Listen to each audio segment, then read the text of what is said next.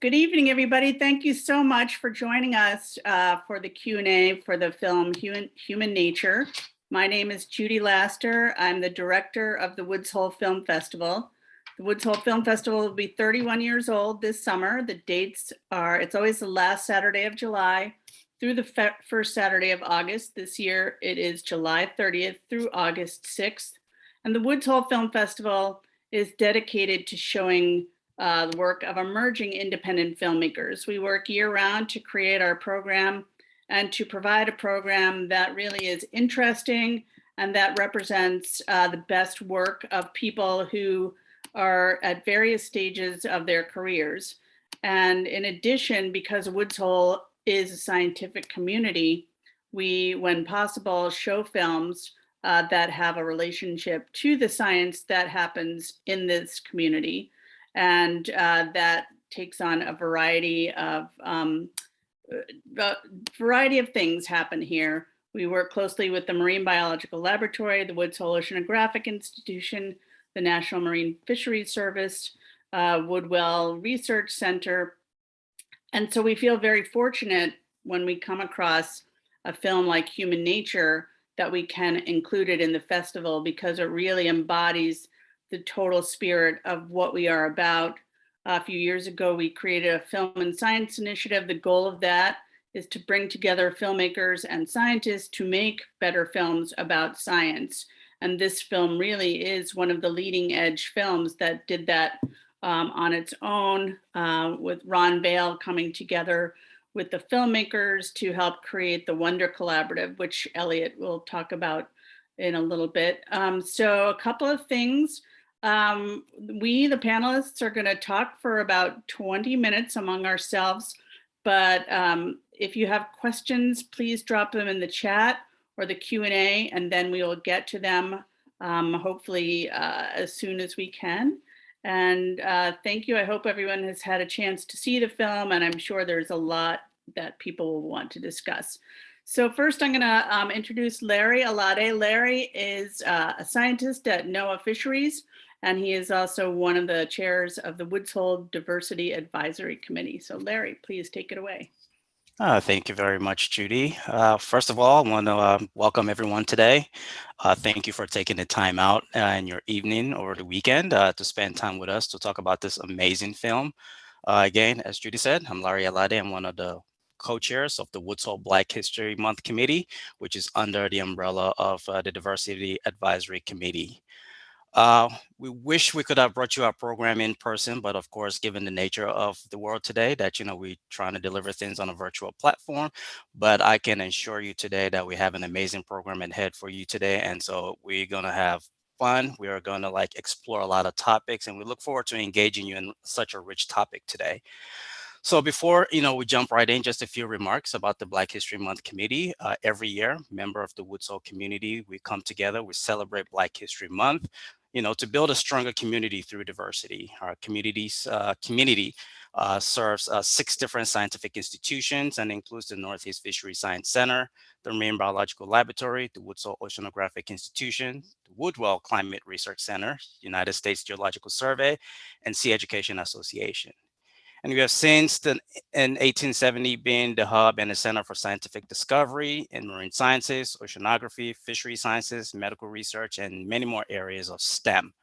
So the purpose of this committee is really to work towards an inclusive and welcoming place for all by hosting events like this, where we have lectures, we have talks, all centered around diversity and inclusion.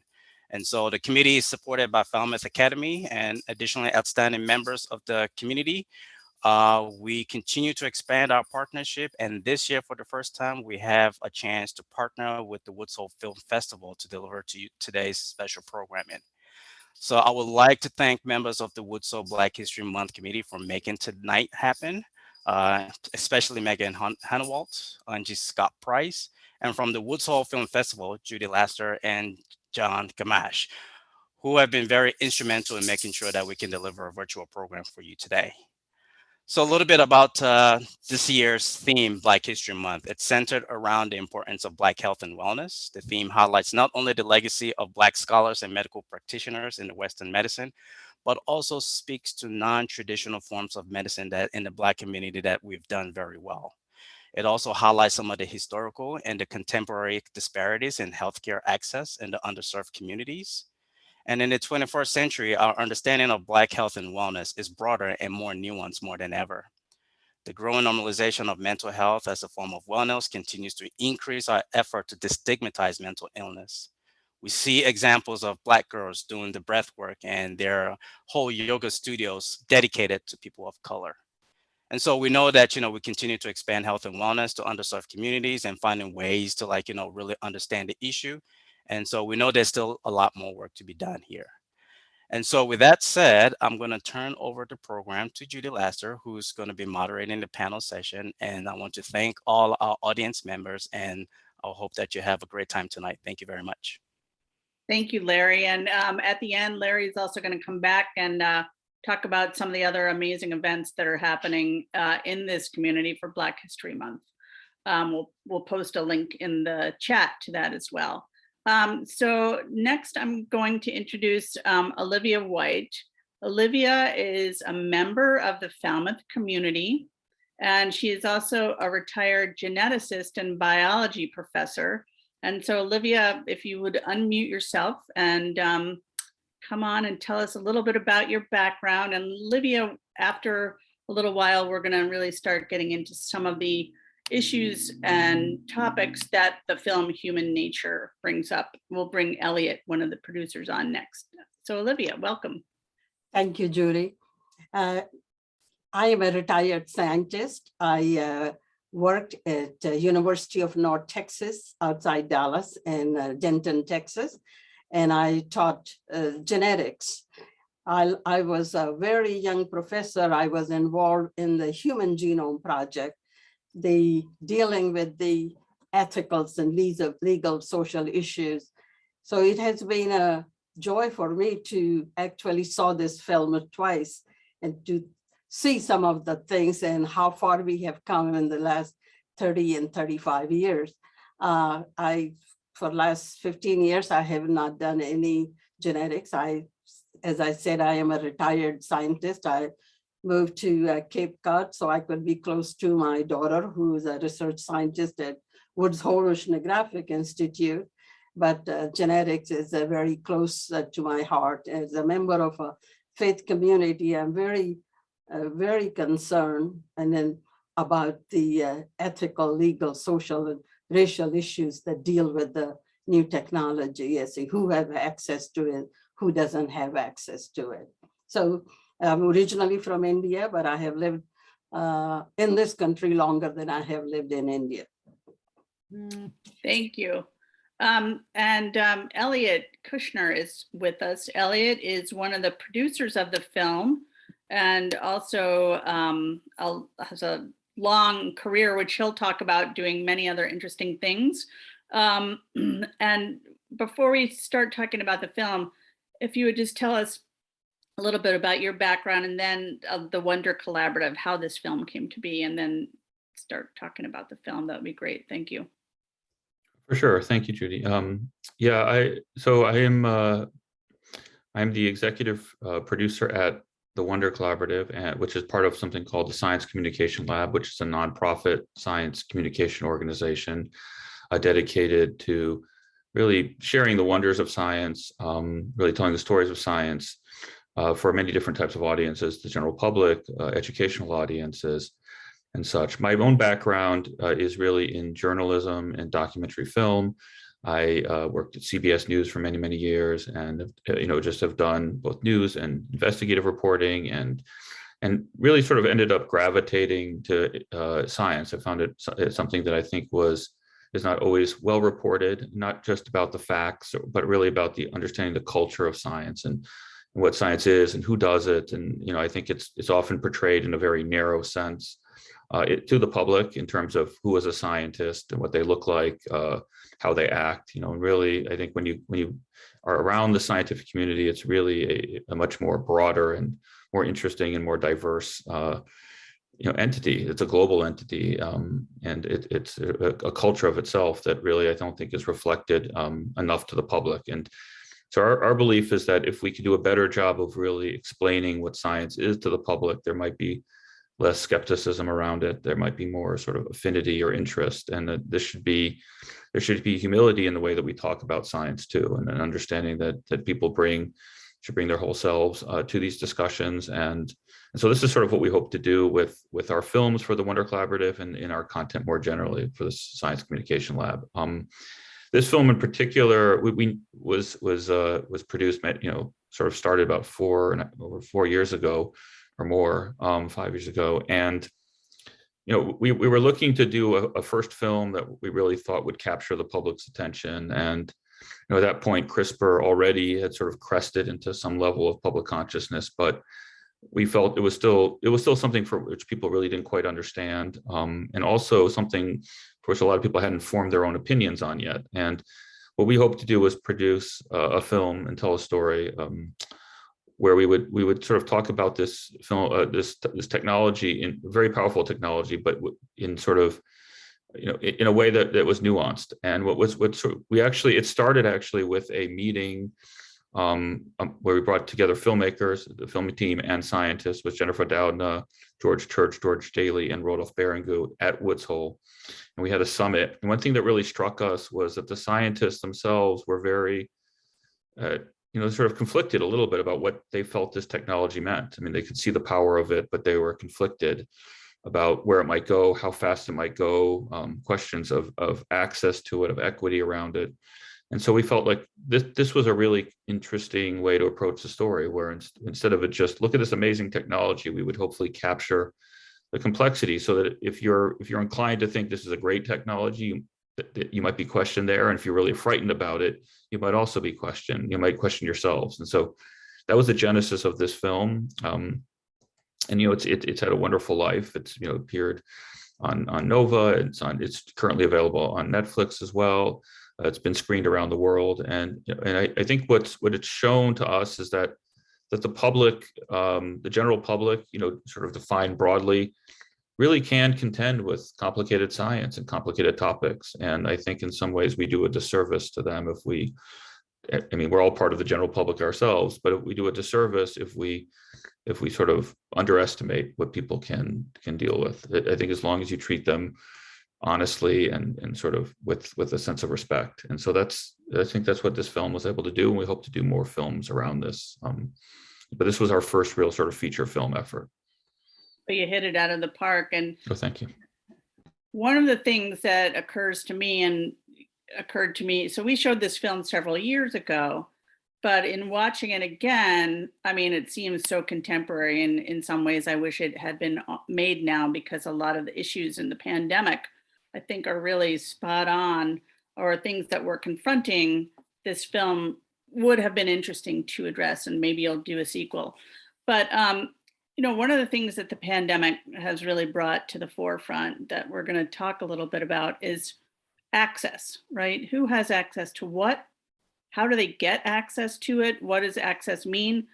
What if there is something like CRISPR that people are told is good for you, but people are skeptical because they haven't had a good relationship with the healthcare system. And so let's just talk about access, disparities, how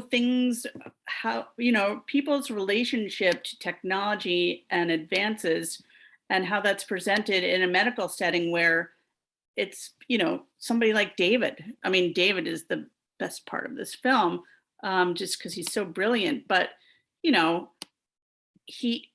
I'm going to let you guys talk about it. So, and audience, please put questions in the Q&A and we'll get to them shortly.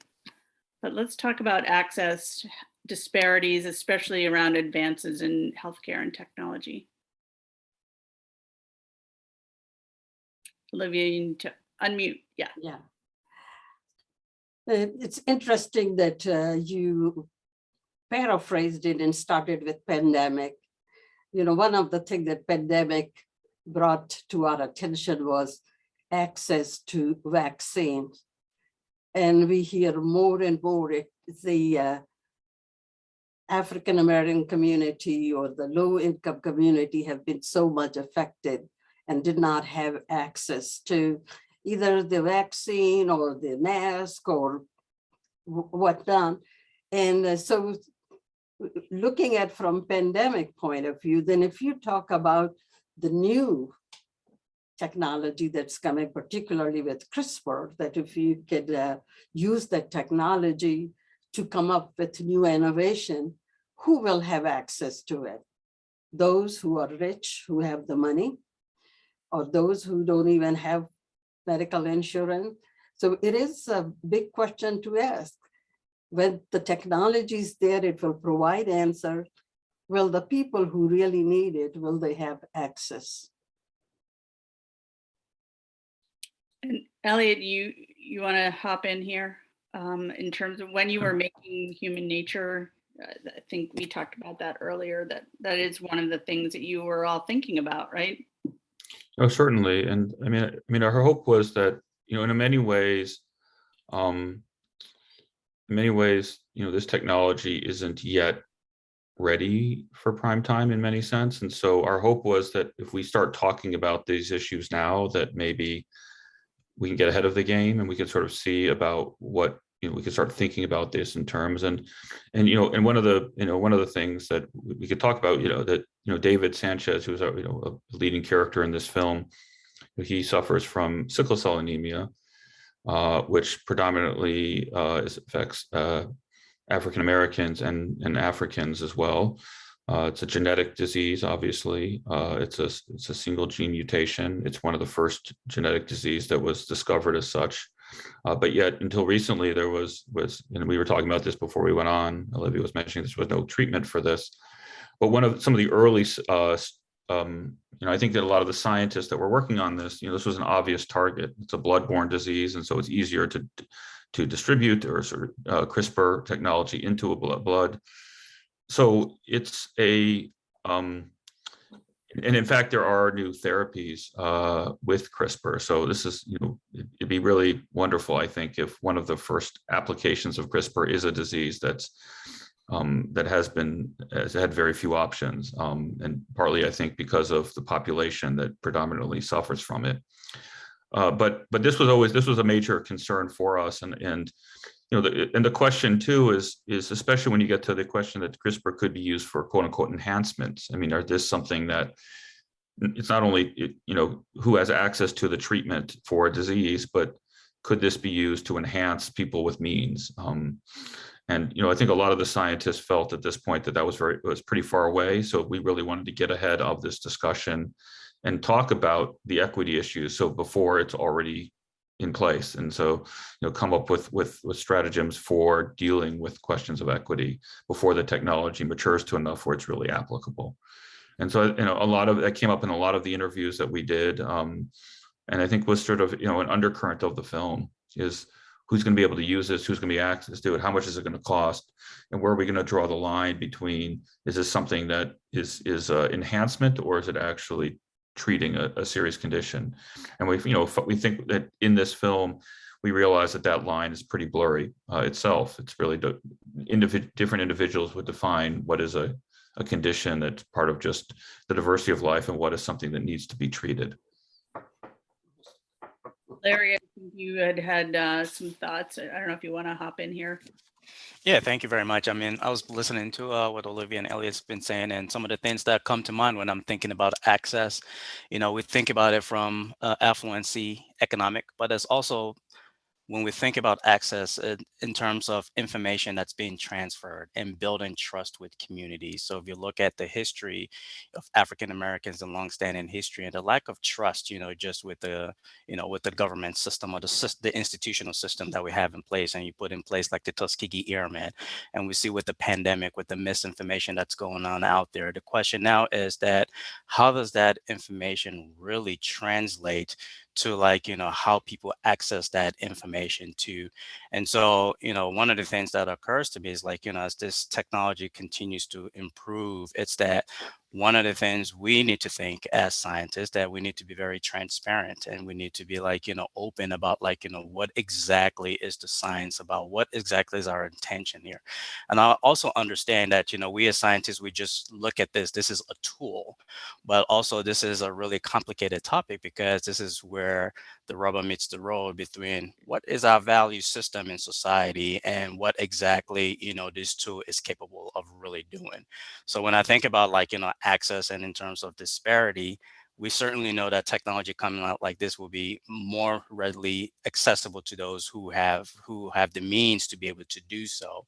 But the question now is that where does our value system as a society come into place to be able to draw that ethical line in the right place? And I don't think it's going to be a uniform thing across everybody. It's going to be quite heterogeneous across like, various group, various individuals, but that's going to be something that we'll have to wrestle with. So talk about access and what that really means for our value systems, what like, is coming to mind when I was thinking about your question. Thank you. Olivia, as a geneticist, when we Yeah. think about genetics, most people really don't have any idea what that means to them as an applied science, right? And advances in genetics, it's really, conceptually hard to translate into what does that mean for me. So when we're talking about advances like CRISPR and other knowledge-based advances in genetics, I mean, part of the conversation, I would imagine, is around how do we explain this to people, and what are the values, or do we just think of an advance as something good, or is it just, is technology just technology? Is it just information, or is there a value system that comes with it? Does that make sense? Yeah.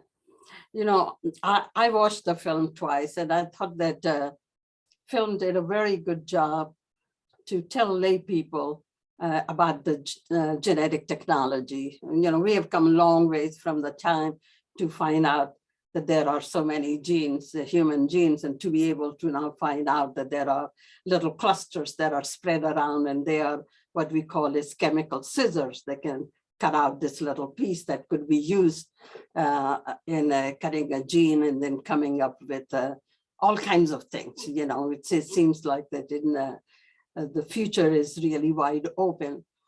But I think that what this film does is that it raises hope also. When you listen to the little boy talk about it, he's just full of hope, that it's a hope that something good is going to come out. And I hope that this conversation lead us, not just simply teaching us this is the technology that we are going, but to talk about who do we give the priority to. I still remember way back that we were just talking about the sickle cell anemia. At that time, nobody even knew and talked about Tay-Sachs disease. Now, Tay-Sachs disease affects the Ashkenazi Jews. There is more work that have been done on Tay-Sachs disease than it has been done on sickle cell anemia. So we need to get our priorities in order. Which diseases get preference to?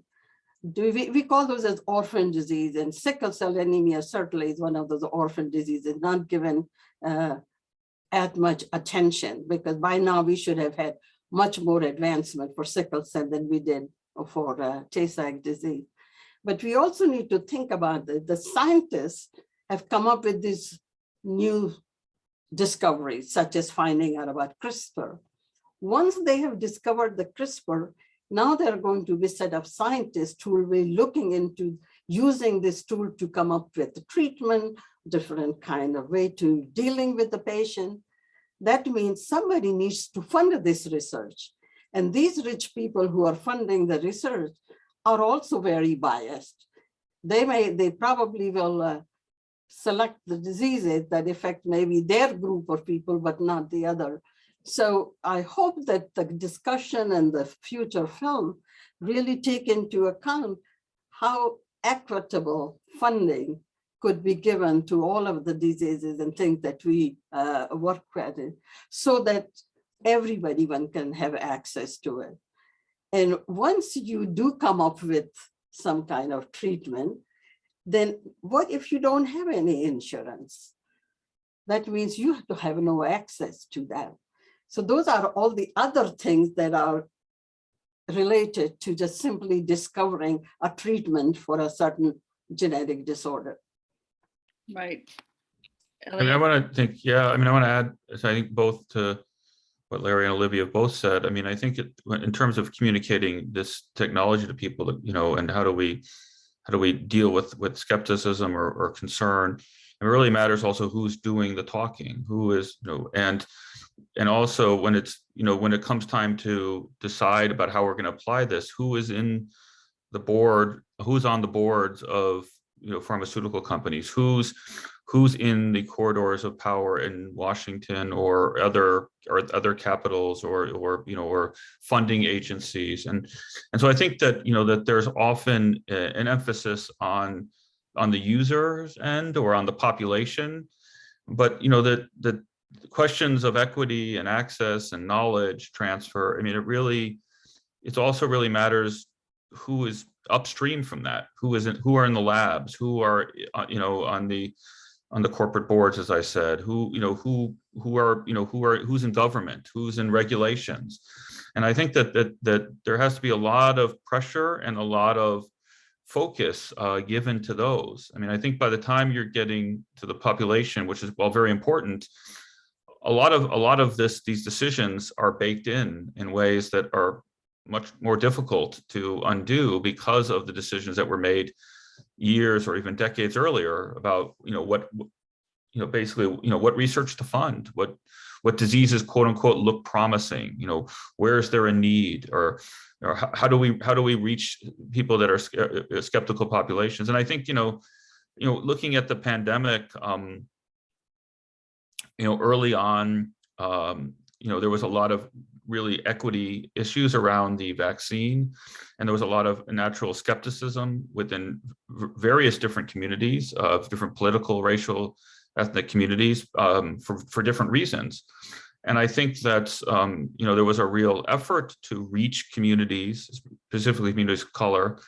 And you know, I think that as the vaccine campaign went on, you know, those rates really went up a lot. And part of this was, but it takes a lot of hard work, but it also takes the people in the planning that know how to reach different types of communities. How do you speak to people? I mean, I was mentioning before we joined this that Tashaka Cunningham, who's a scientist and also a minister or pastor, who was in our film, you know, we're actually doing a short film that's sort of a follow-on to that, featuring him and his outreach to Black faith-based communities and how he approaches it. How does he speak it? How does he reconcile his own beliefs about science and faith? And I think that, you know, it's really important to think about who's doing the storytelling, who's making the movies, who's giving the speeches, who's all of that. And so I think that's something also at the Wonder Collaborative where really, you know, it's not just who you feature on screen, it's who's behind the scenes making the films and telling the stories and choosing which stories to tell, and so, or which science to fund. So I really do think that for anybody who's interested in this, you know, there's, as I said, there's a lot of focus on about, well, how do we make sure that this particular patient group gets access? And again, all that's very important, but we also really need to look at who's in the room when decisions are made. And I think that's you know, that's something that has to be a focus. Yeah. We have a couple of questions that I'm going to turn to, but I also want to make one comment before that, which is like the question of who tells the story is a big issue right now in the film world in particular, as it should be. And I think because of that, hopefully a lot of interesting films will be made. I think you're seeing change happening at a good pace. So I think that's a good thing. Peter asks, the clips of Hitler and Putin and the fact that China has already altered the genes of twins concerns me greatly. How would we prevent a country led by unethical men from using CRISPR as war technology and as a weapon? I mean, this is something that I forget how much of this is in the film, but one of our ethicists, Altacharo, said, you know, you don't need CRISPR to do horrible things. I mean, we're right now dealing with Putin, potentially invading another sovereign country. And he's probably going to do it with technology that's been around for decades and decades, talking about tanks and planes and guns and artillery. So I think that, there is a sense that, that new things are really scary, and there are really scary things, but you don't, I mean, unfortunately, you don't need technology to be really bad and to hurt a lot of people. I mean, we've seen that happen all along. And so I think that, it's not clear yet what the effects of this. And I think this is something that people need to be worried about. Like we worry about atomic weapons, or we worry about biological weapons and all of these other things. But I do think that, when it comes to like making super soldiers or something like that, it would take a lot to do that. It would take, years of development, and then it doesn't pay off for decades. And so I think this is something that we should be worried about and concerned about. We need to be alert to, and there has to be international pressure and norms about what is acceptable. But I also feel that, that there really is, again, you don't need some of these technologies to do a lot of harm, and unfortunately, so I don't know if that gives any comfort, but I think that, that people will be dangerous even if they don't have this technology, and that some of the same ways we deal with danger for more conventional weapons, we're going to have to figure out how to deal with this here as well at some point, probably. Does anyone else want to come? I also think that sometimes we worry about far-fetched things, like just creating a whole army, or some people take about it, can we have designer baby? We can just select the color of the skin and the texture of their hair and those sort of things, and forget about the use of CRISPR technology for caring for diseases. And I really think that it's very important to keep in mind that those who are doing the research, that we make sure that there is a built-in regulation, ethical regulation, the limits, what could we do and what we can't do. It's not just freedom for all, that you can do what you want to. There should be very specific, hardcore guidelines. And I remember when Human Genome Project was started, that we said, we are going to look at every gene. We are going to map the gene. And there were all kinds of concern. And they said, okay, we are going to take this money that we have allocated from a Human Genome Project. We're going to use the 10% of the money simply to look at it, what kind of legal implication of this technology, what are the ethical implications, with the racial implication, come up with strict laws and regulations up front before you have that technology in hand. So I'm hopeful that we keep this in mind. Same thing with CRISPR and other technology that may come up. Larry, I don't know if you wanted to jump in here too. Yeah, I mean, I think it's a that's a really good question. And, I thought about that as well, too, the concern, how do you begin to regulate across boundaries in terms of like, ensuring that, that we're not causing harm. And I just think that it's going to take a lot of maturity as we grow and learn, but it has to be a strong coherence across intergovernance in terms of like, what are the rights and the wrongs, and to be able to like, really create strong boundaries. Now, easier said than done, but I think this is things that we need to think up front as we continue to like, really evolve into the CRISPR technology. So just my thoughts. I'm not an expert on this, but it's a concern and something to think about. So there's another question, which I'm sort of going to paraphrase. Recently we've seen a politicization of technology and medicine particularly around the vaccine and the virus in a way that we really haven't seen in the past. And so as we move forward with technology advances like CRISPR or things that we don't even know about right now, what happens when ethics and access collide? And who then makes the decisions? If somebody doesn't believe in something, yet they're sick, should they, should they be denied access if it is considered unethical for them to be able to have access? It's a little bit off topic from this conversation, but sort of paraphrasing the question, but I do think it's one that is relevant to CRISPR in that one about unintended consequences, and then who does have the right to say what's right and wrong. Does that make any sense?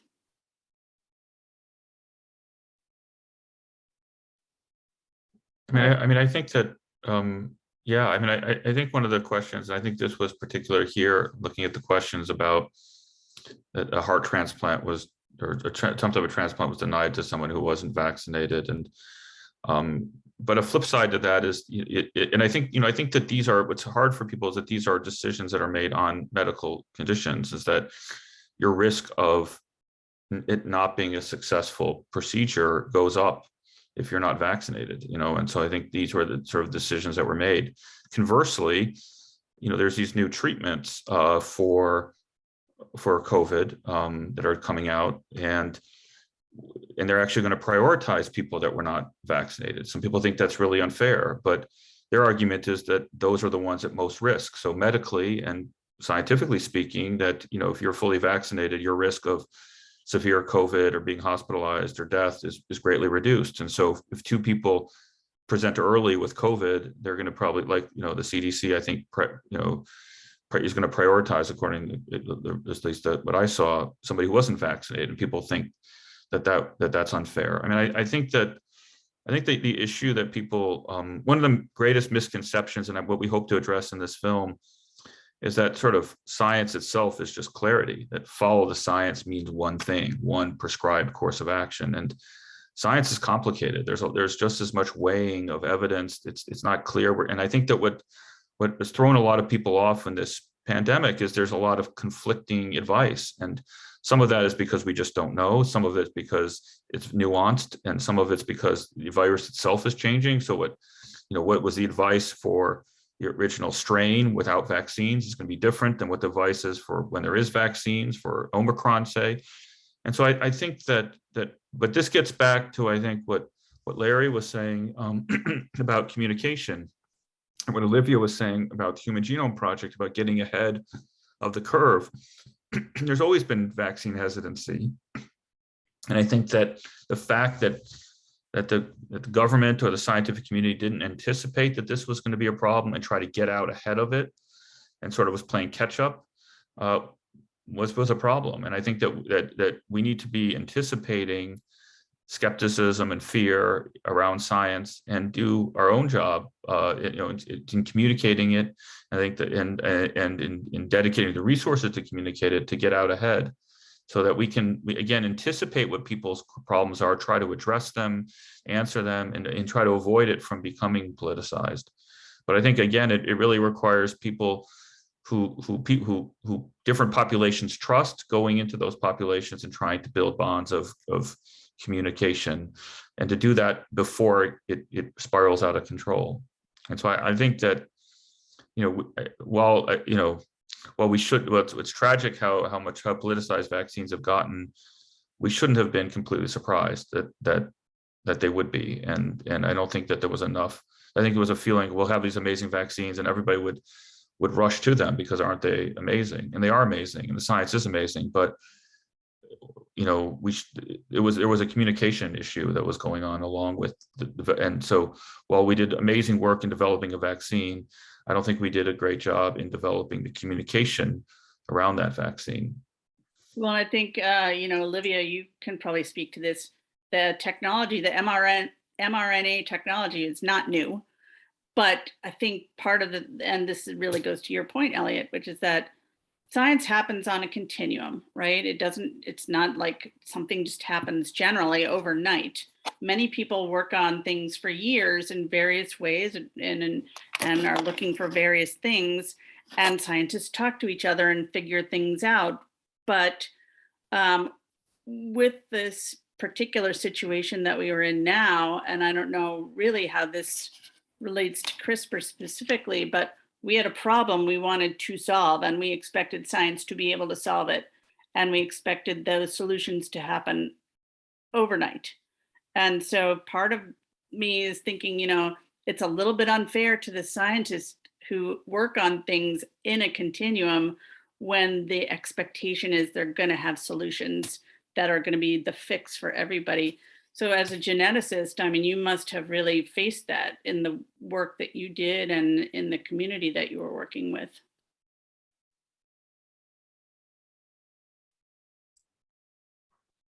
Yeah, it certainly is true. And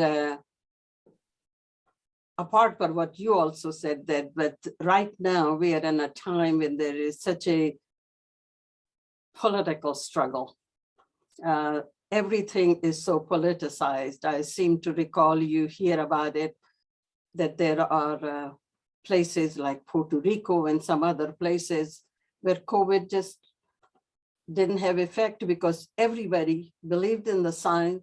They got all vaccinated, no problem at all. And all of a sudden in this country have just become almost political too. That if you're one persuasion, you take a vaccine. If the other persuasion, you don't take the vaccine. And the good for the whole community of the whole world, sort of had put behind the burner. And, scientists really are looking at the science part of it.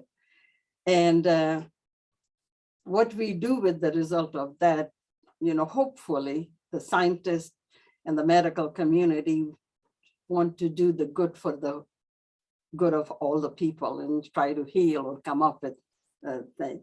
So it is very difficult time. And I sympathize with those people who for some reason can't take vaccine for medical reason, and I understand that. But even others, without any rhyme or reason, so communication is, Elliot was talking about, it's very important how we communicate the message. We really have not done a very good job in terms of communication. Well, and Elliot, I wonder if you were making this film today, what would you do differently, if anything? I mean, I don't. It's I think that what we would have done, differently, or maybe if we'd done something more on the pandemic, and you mentioned the vaccines, is that, I mean, I think that it's really important for the public to understand more of the process of science. And so, there was a sense with these vaccines that they came out of nowhere. And in fact, I mean, and this is where I think there was a real mistake in science communication, that the science, oh my gosh, this was amazing with record time and brand new technology. And I think that scared people. Well, this is untested, it's new, but the basic science behind it, what mRNA is, and the work that was done that led up to the vaccine, it didn't come out of nowhere. It's been built, piece by piece, and that's how science works. And I think what we tried to do in the film was really show the process by which CRISPR was discovered, how many different people played a role. It's not just a lone genius. And I think that story is very accessible to people. And I think that people don't get that. That's not how it's, they have a sense of it's Einstein, sort of by himself, or somebody like that, some lone genius sort of figuring it all out. And, for the vast majority of science discovery, that's not how it works. It's piece by piece, labs all around the world working in ways that are, collaborative or build off the work of others. And so I think that story, and really leaning into that story, is, I think we would have done that, again. And I think, to try to maybe do put an overlay of the pandemic and really show the development of maybe the vaccines. I mean, it's not CRISPR per se. And I think that's actually one of the confusions about people. People would think that because they hear mRNA, and mRNA plays a role in CRISPR, and that somehow these vaccines were going to alter people's DNA. That's a common fear, and has been used to undermine their credibility. So I think we would have had to deal with that issue around it if we would made it now. And the short film that you're making, is that going to focus on this at all or not? No, I mean, it's not, it's, I think it's really going to focus on, a broader idea, which is really, the understandable skepticisms within the Black community around genetics, around genome editing, experiences like from Henrietta Lacks or Tuskegee, or just access to healthcare, and then also just trying to understand this brand new technology, and how does it conflict with a faith-based community. And it's really sort of looking at Tashaka Cunningham was a wonderful spokesperson, and very thoughtful, and really showing how he communicates in a way that's very respectful of his audience. And so I think in some ways it's trying to address a little bit how science can communicate. And I think that so much of it's a real danger if we say, oh, you should believe in science and just do this, and we know what we're talking about. We have the fancy degrees, and you should listen to us. I don't think that's the best approach, and I think this film that we will release at the end of this month will really show that. Larry, I'm going to bring you in here, but I just also want to remind the audience we have about 10 more minutes. So if you have questions, please put your questions in the Q&A. Thank you. Larry. Yeah, just want to really flag a chat that going back to the topic of ethics, and I think Peter kind of really laid it out very nicely here. It says that the solution to ethical problem is to make sure that having a stake that everyone has a stake, has a chair at the table. And I think it really matters that, when we want to make sure there's broad representation, I think Elliot really highlighted this, that we want to make sure that various perspectives are being captured in terms of who makes that call as to what they can have access to or not, or when we're talking about the issue of denial.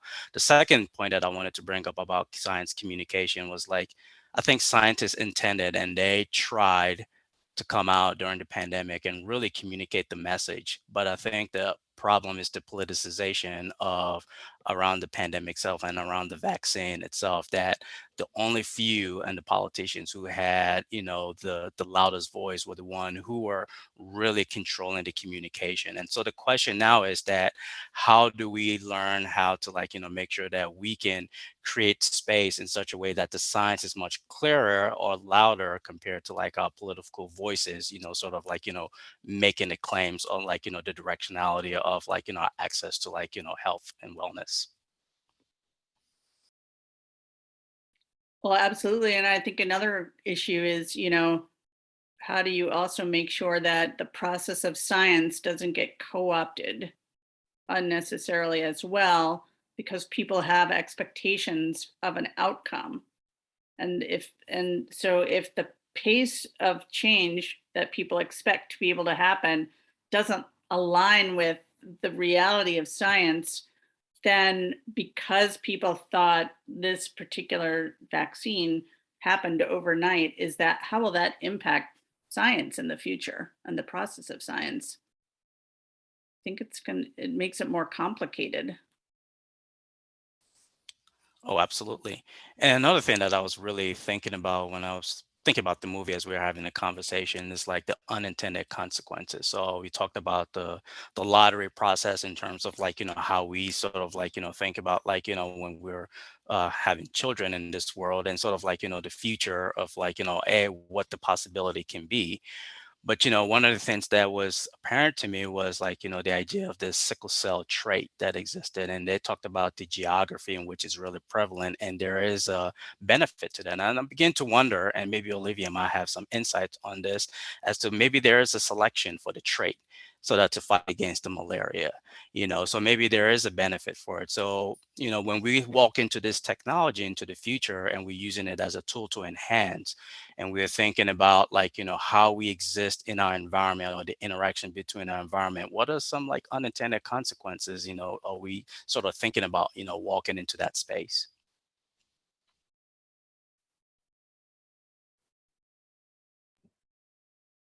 I also want to comment.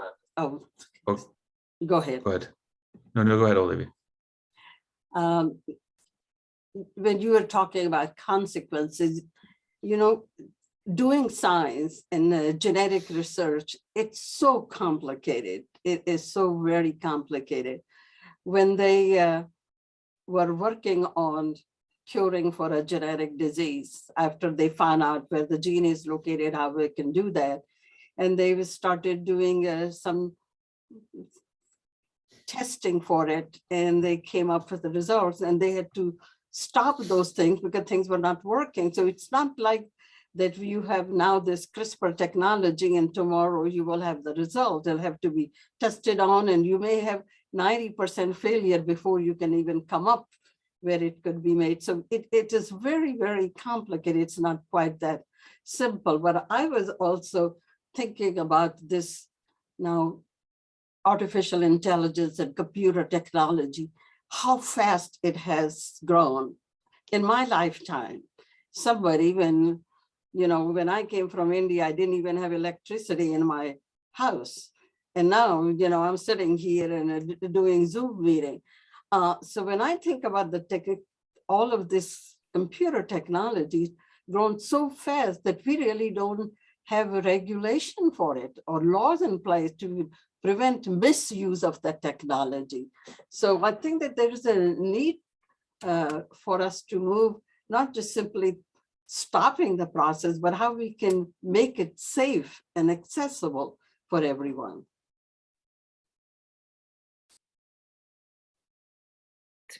That's a really good point. And lots of people have talked about that.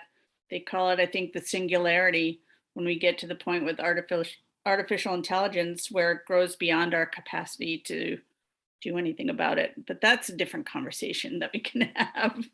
But Elliot, I'm sorry, you were going to say something? I wanted to respond,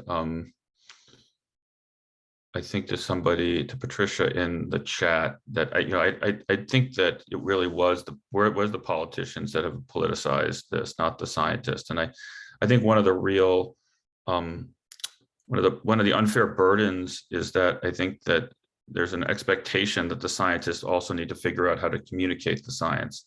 I think and I think there has to be, I think the press and others whose job it is to communicate need to do a better job. And so I think that the failure really was not on the scientists' part in how they communicated it, but rather how that their communication was amplified and used.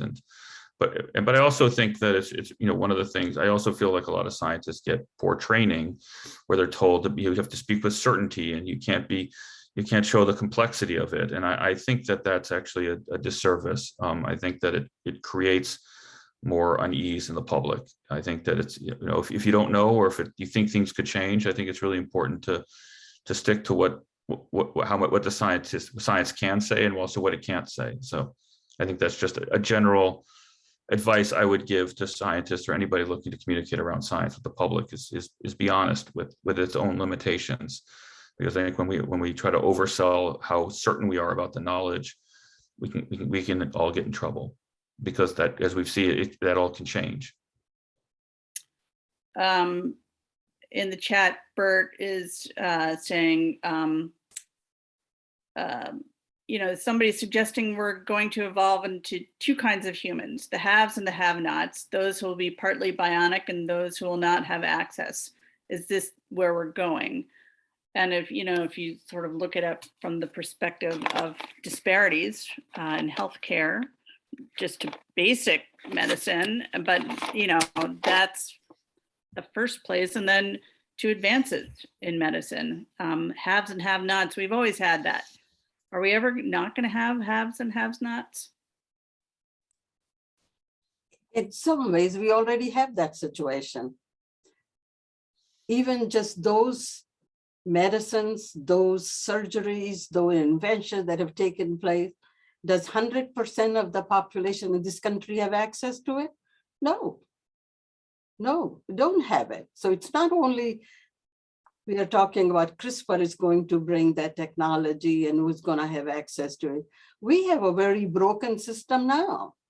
Not everybody have access to all of the medical technology, all of the medical benefits. The kind of healthcare system in this rich country it's really disgraceful that we don't have universal health care for everyone, that they can have access to it.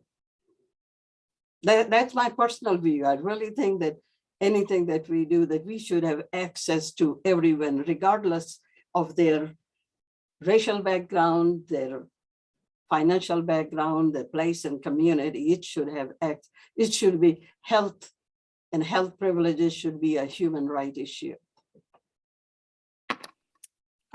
Elliot, I'm going to chat with you for another second, and then Larry, we're going to come back to you to tell us, because we're almost out of time, tell us what's coming up. I know that Catherine Hall will be here on the 28th of February, and I think she will be a natural extension of this conversation. But also somebody pointed out in the Q&A that since this film has been released, Doctors Doudna and I can't say this, Carpentier won the Nobel. Charpentier, yeah. Okay. Sorry. Yes. Won the Nobel Prize for their CRISPR work. Yes. So, Elliot, you know, you're a storyteller, a good one. Issues around storytelling. I mean, don't you think that's also, we talked about this a little bit, hopefully more and different kinds of people telling stories also may help really to solve this issue in the future too. But, you know, as a storyteller, what are you doing to make sure that other people's voices are heard? Or I think that, I think you have to be always aware of your own limitations, your own biases, and your own, implicit and explicit biases, and your own, limited way to see the world.